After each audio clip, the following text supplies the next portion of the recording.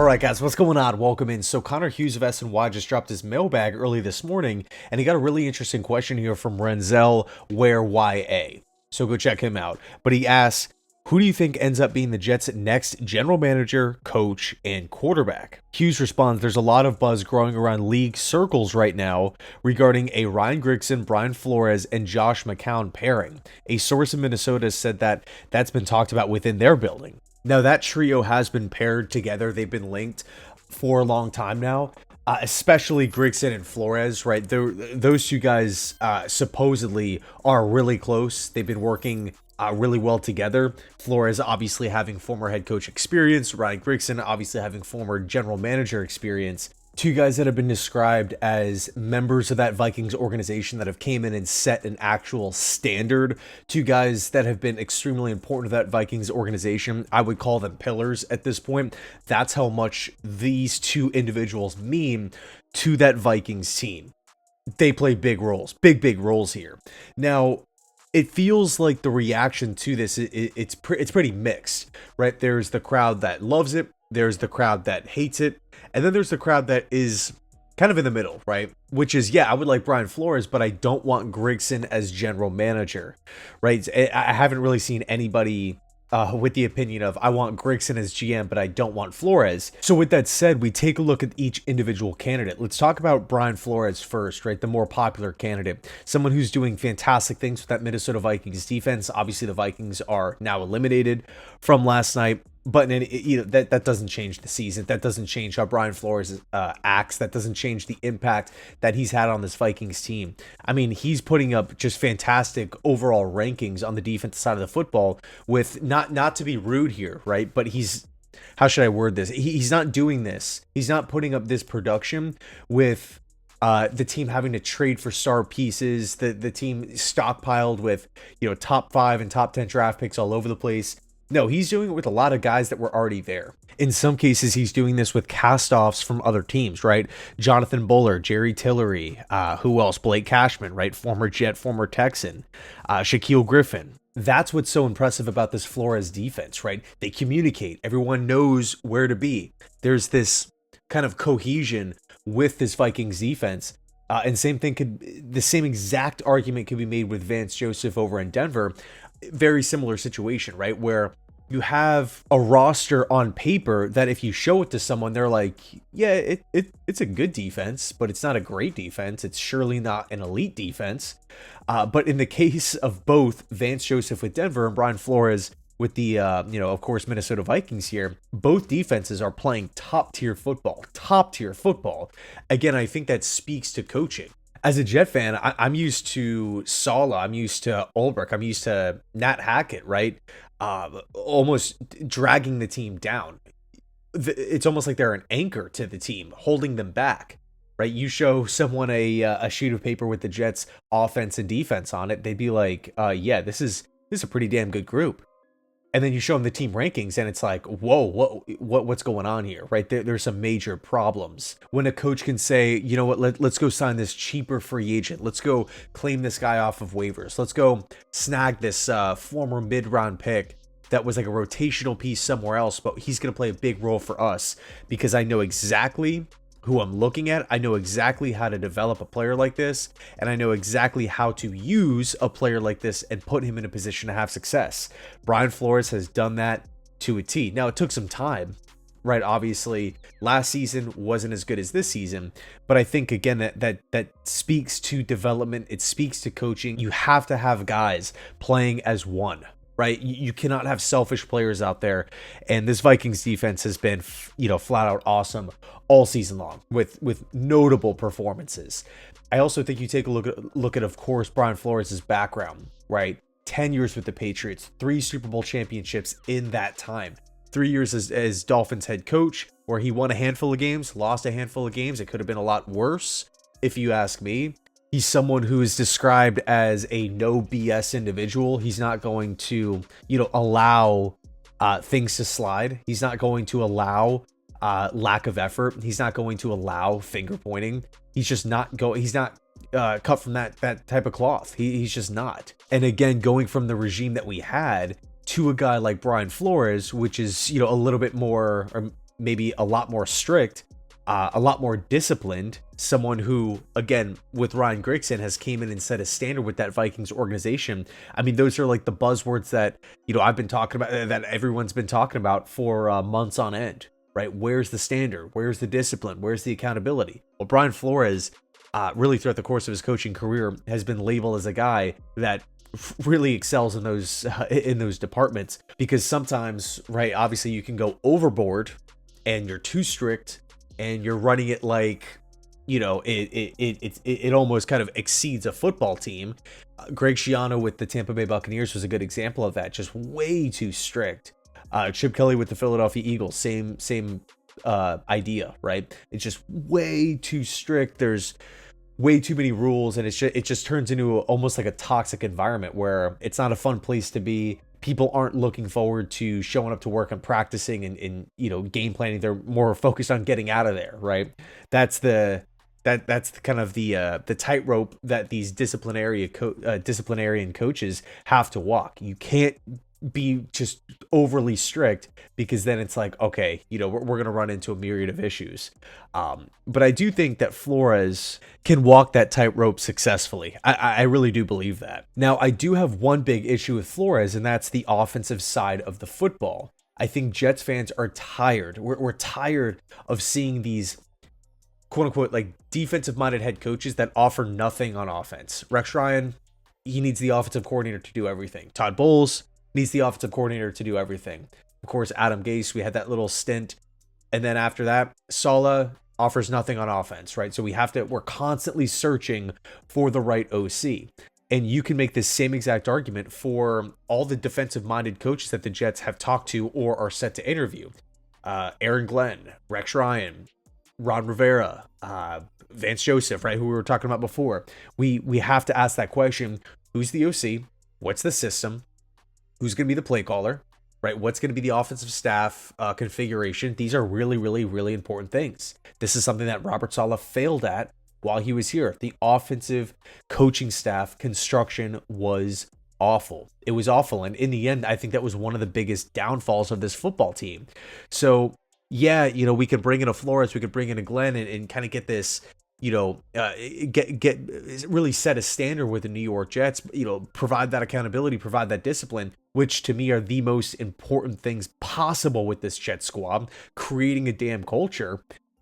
But if we have that in place and the offense once again is horrible, once again is awful, once again is finishing between ranked, between 25 and 32 in numerous offensive statistics, yes, that's going to be a problem. And yes, that's going to irritate a lot of people. But with that said, I would still feel great about Flores. He's been, my top candidate for a long time now for this Jets job. Him and Mike Vrabel. Obviously, Vrabel's now off the board. But I think because Brian Flores has so many connections, right? Obviously, these 2 seasons in Minnesota, Josh McCown has been linked, although McCown is unproven to this point. The 10 years in New England, the 3 years in Miami, the 1 year in Pittsburgh. Look, Flores can really have some draw here. Now, here's the interesting flip side that no one really talks about, right? And this is such a huge positive. So, yes, of course, it's viewed as a negative optically for a defensive coach to not have much input on the offensive side of the football. Yeah, you could have an idea, right? Like, for example, Mike Vrabel wants to control the clock, run the football, be nasty up front, have those big, physical, strong offensive linemen to put the quarterback into consistent third and shorts. You could have a blueprint like that, but Mike Vrabel's not going to be executing or installing the offense. He's surely not going to be calling offensive plays, but you have that blueprint or foundation. Okay, this is what I want it to look like. So with a Flores, a Glenn, a Vance, a Rex, whoever, take your pick on any of these defensive minds. This is the positive. When you're searching for that offensive coordinator, you can sell it as this is going to be your offense. You are in control. You have the reins. Your offense, your rules. Let's go. Right? More responsibility on your plate. If you are a confident, if you are a coach that is eager for the challenge, you are going to be all over that. A good example of this is Matt LaFleur, right? Back in 2017, OC for the Rams. right? With Sean McVay, they were on the up and up. Goff turned the corner. It really looked like the LA Rams, were in a prime position to have success. But LaFleur jumps to Tennessee. And I remember at the time, a lot of people were like, what is he doing, right? Lateral move here. I mean, Vrabel is in an offensive, he's not an offensive guy. McVay's an offensive guy. That tandem is sweet. Well, Mike Vrabel sold that Titans job to LaFleur. You will have the power here. This is your offense. You're going to be calling plays. You're going to be installing the system, right? So again, if you're that confident, qualified coach, that coaching candidate, Brian Flores can sell that to Wes Phillips, the current OC with the Minnesota VIkings. It's Kevin O'Connell's offense. Kevin O'Connell's calling plays. It's Kevin O'Connell's say. With New York, although it's the same title, Wes Phillips would have more say. It would be more responsibility. And again, and I keep using the word confident here, confident coaches want that. Confident coaches want to climb the ladder and to prove, or have the opportunity to prove to everyone, hey, I deserve to be here. I'm a really good football coach. So I think that's the positive flip side that not many people talk about these days. Like, it's just, and again, you can use this argument for any of these defensive minded coaches. For example, Aaron Glenn, right? If he's trying to sell the OC job and he's, competing against other teams, hey man, if you want the reins, here they are. You can take us over. I would find it very disturbing if offensive-minded coaches, offensive coordinators out there, or guys that were qualified for the job were saying, "Oh man, I'm gonna have to call the plays, or I'm gonna have to install the system." No, thank you. I'm okay. I would rather, sit back and do less. I wouldn't even want those coaches anyway. So that's the Flores aspect, right? Then we have this whole Ryan Grigson thing. And Grigson, despite the win-loss record, was considered a bad GM with the Colts, right? Colts fans wanted him out. Andrew Luck obviously retired. It was draft miss after draft miss after draft miss. Team was never really all that active in free agency. They'd pluck a couple players here and there. But also, another kind of big headliner from the Ryan Grigson era was trading a top pick for Trent Richardson, and that clearly just did not go well with Indy. And again, the Colts were winning games. The Colts were making the playoffs. The Colts were doing great things as a team, but you never really felt like it was because of Ryan Grigson. This is just me personally speaking. I always kind of felt like it was Andrew Luck. This is how good Luck was. It was Luck dragging the Colts along with him. I remember one of my buddies back in high school was a big Colts fan. And he's just like, God, can we please get Andrew Luck a number one wide receiver? Can we please? I don't know why it's so difficult, but we just don't do it. We just don't. We need to give him more weapons, right? Of course, they had T.Y., but it's not like they had this plethora. I mean, look at what Joe Burrow has. Look at what, Pat Mahomes had early in his career. Like, it's so nice to see young, good quarterbacks that have a lot of potential have the weapons to flourish around him. I mean, it just puts you at such an advantage over the teams that just simply don't, or that put it all on the quarterback and say, save us, please. You're our savior. I mean, that's how they treated Luck. But here's the big question, right? Of course, with the understanding that Ryan Grigson has done some awesome things with Minnesota, of course, we have to take that into consideration here. But off of that statement, off of that fact, we have to ask this fair question. Is it possible that Ryan Grigson learned from his mistakes? I think it's possible. I think there's a chance that Ryan Grigson, gets back into the GM seat and maybe reverts back to that I'm smarter than everyone mindset and I'm going to do things my way, and it does not go well. I do think there's a chance of that happening as well. With Grigson, I do feel like it's 50-50. It could go well, it couldn't. It might blow up. And that's obviously not something you want to be talking about in the wake of potentially hiring him. Clearly, right? Oh, there's a 50% chance that this thing is not going to go well. Yeah, that's not going to fire a lot of people up. Now, a counter argument to that is, well, Grigson has been a GM before. How does John Eric Sullivan handle a GM seat? How does Mike Borgonzi handle a GM seat? All these other guys, right? Trey Brown from the Bengals, Mogi from the Broncos, Spielman from the Lions.